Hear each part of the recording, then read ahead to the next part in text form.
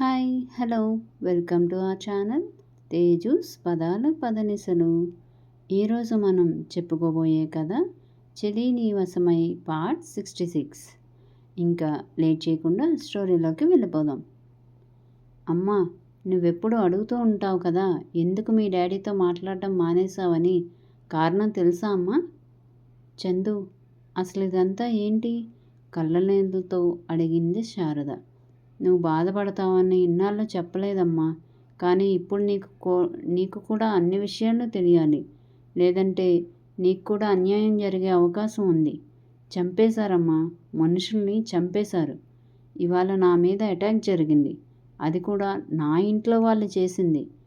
కన్న కొడుకు మీద కూడా కనికరం లేకుండా ప్రవర్తించాడమ్మా నీ భర్త.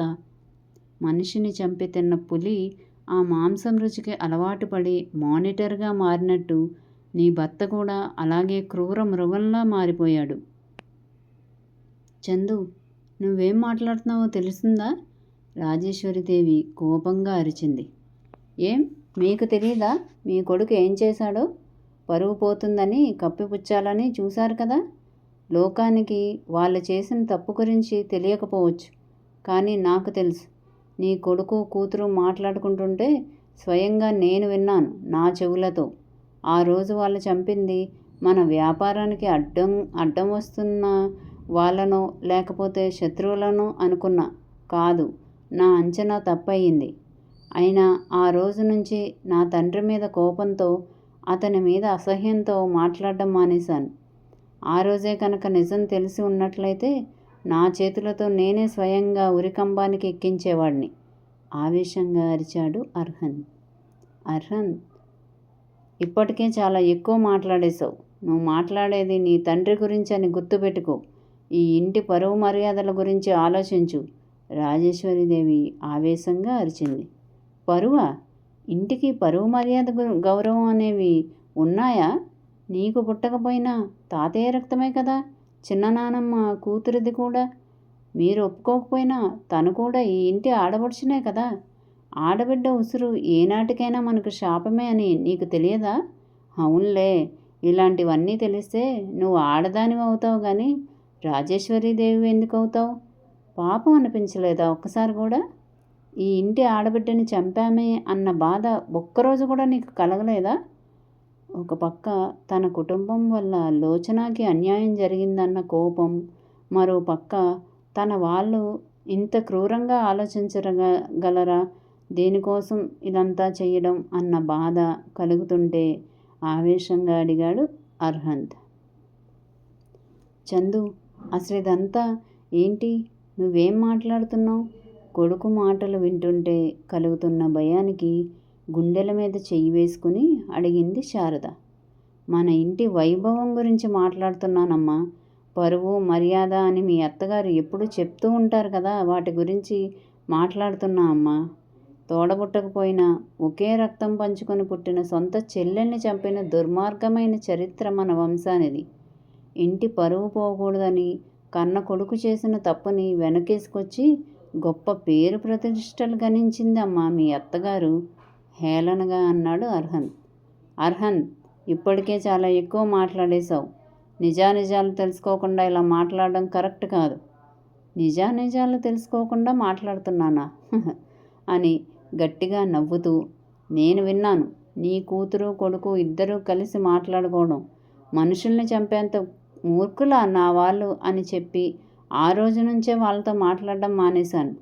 అంటే నేను స్వయంగా విన్నది కూడా అబద్ధమేనా? సరే, మరి ఇప్పుడు నా మీద అటాక్ చేసింది ఎవరు? నీ మీద అటాక్ ఏంటి కన్నా? అప్పటికే ఏడుస్తున్న శారద అడిగింది. నేను ప్రెస్ మీట్ పెట్టడం ఇష్టం లేక నా మీద కూడా అటాక్ చేశారమ్మా. కానీ నేను కొడుకును కదా, బహుశా అందుకే నన్నేం చేయకుండా ఎలాగైనా నేను ప్రెస్ మీట్కి వెళ్లకుండా అడ్డుకోమని చెప్పారు. కానీ అది వాళ్ళ వల్ల కాలేదు. ఈరోజు ఈ ప్రపంచానికి లోచన నా భార్య అని తెలిసింది. కానీ ఖచ్చితంగా చెప్తున్నానమ్మా, ఏదో ఒక రోజు లోచన ఇంటి వారసురాలని కూడా తెలుస్తుంది. తెలిసేలా చేస్తాను అన్నాడు స్థిరంగా. నాకు భయంగా ఉంది చందు. మనం ఇక్కడ ఉండొద్దు, దూరంగా వెళ్ళిపోదాం. ఈ ఆస్తి వైభవం పరువు ఇదేమీ మనకు వద్దు. మనకంటూ మనం చాలు. వీళ్లతో పంతాలు గొడవలు మనకొద్దు కన్నా వెళ్ళిపోదాం ఏడుస్తూ అర్హన్ చెంప నిమురుతూ అడిగింది శారద. శారద, ఎక్కడికి వెళ్ళేది? వాడికి సర్ది చెప్పాల్సింది పోయి నువ్వే వెళ్ళిపోతానంటున్నావు. ఏం కుటుంబాన్ని రోడ్డుకి ఏడ్చాలనుకుంటున్నావా? ఉరిము చూస్తూ అడిగింది రాజేశ్వరిదేవి. కాదు, నా కొడుకుని కోడల్ని కాపాడుకోవాలి అనుకుంటున్నాను. ఇక్కడే ఉంటే మీరు వాళ్ళని ఏం చేస్తారన్న భయం వేస్తుంది. తోడబుట్టిన రక్తాన్ని చంపుకున్న వాళ్ళు మీరు. మీకు పిల్లలన్నా భీతి ఉంటుంది అన్న నమ్మకం నాకు లేదు. అయినా ఇంకా ఇక్కడే ఉండి ఏం చేయమంటారు? నా కొడుకుని మీరు ఎలా చిత్రవదలు చేస్తున్నారో చూస్తూ ఉండమంటారా? ఇన్నాళ్ళు నా భర్తకి గౌరవం ఇవ్వకపోయినా మీకు గౌరవం ఇచ్చాను. అందుకే నా భర్త ఒక దుర్మార్గుడని తెలిసినా సహించాను. ఈరోజు వరకు నా కొడుక్కి నోరు తెరిచి ఒక్క మాట కూడా చెప్పలేదు. కానీ ఈరోజు ఈ క్షణం మీ మీద అసహ్యం కలుగుతుంది. ఏం చేసుకుంటారు ఐశ్వర్యాన్ని, ఈ పరువుని? మీరు చచ్చేటప్పుడు మీ వెనక తీసుకెళ్తారా? నిజానికి మీకు కూడా మీ సవతి కూతురంటే ఇష్టం లేదు. లేకపోతే మీకు తెలియకుండా మీ కొడుకు కూతురు అంత పని చేయగలుగుతారా? అన్నీ తెలిసే మీరు సైలెంట్గా ఉన్నారు. ఇవాళ నా కోడల్ని కూడా ఏదో ఒక కారణంతోనే తీసుకొచ్చి ఇంటి కోడల్ని చేశారు. మీరు ఏ కారణంతో చేసినా మాకు మాత్రం మంచే జరిగింది. తను అడుగు పెట్టాకే మీ అసలు స్వరూపం బయటపడింది. శారద కూడా ఘాటుగానే సమాధానం చెప్పింది రాజేశ్వరీదేవికి. శారద, తనతో మాట్లాడుతుంది తన కోడలేనా అన్నట్టు చూసింది రాజేశ్వరీదేవి.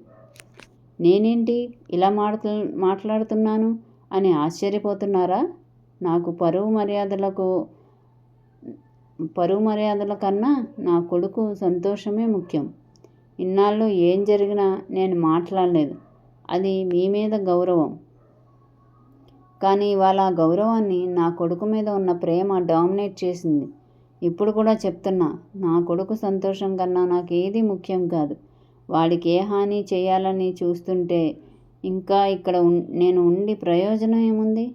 ఏ తప్పు చేసినా మీ కొడుకుని మీరు సమర్థించినప్పుడు ఏ తప్పు చేయకుండా నీతిగా నిజాయితీగా నిలబడిన నా కొడుకుని నేను సమర్థించాలి కదా. అందుకే వెళ్ళిపోతున్నాను. ఇంకా మీరు, మీ కొడుకు, మీ కూతురు ఈ ఆస్తిని, వైభవాన్ని అనుభవించండి కోపంగా అని కొడుకు పక్కన నిలబడింది శారద. నానమ్మ, నేనంత తేలిగా ఓటమిని ఒప్పుకునే రకాన్ని కాదు. చెప్పండి మీ కొడుక్కి. ఎంతమందిని ఎన్ని రకాలుగా పంపించినా నన్నేం చెయ్యలేరు. గతంలో ఏం జరిగిందన్నది నేను తెలుసుకుంటాను. అలానే త్రిలోచన తల్లిదండ్రుల మరణానికి సమాధానం చెప్తాను. నా తండ్రి ఎంత దుర్మార్గుడైనా ఆయన చేసిన పాపాన్ని కొంచెమైనా కడుక్కోవాలి కదా. లేదంటే రేపటి రోజున నా పిల్లలు కూడా అంతే దుర్మార్గులవుతారేమో. మీ పిల్లలు దుర్మార్గులైనా నువ్వు తట్టుకుని నిలబడగలిగావు. కానీ నా పిల్లలు దుర్మార్గులైతే నేను తట్టుకుని నిలబడలేను. నా అత్తగారు, మామగారు కోరుకున్న గుర్తింపుని త్రిలోచనకి నేను కలిగిస్తాను. త్రిలోచన ఈ చంద్రవంశ వారసురాలని ప్రపంచానికి తెలిసేలా చేస్తాను.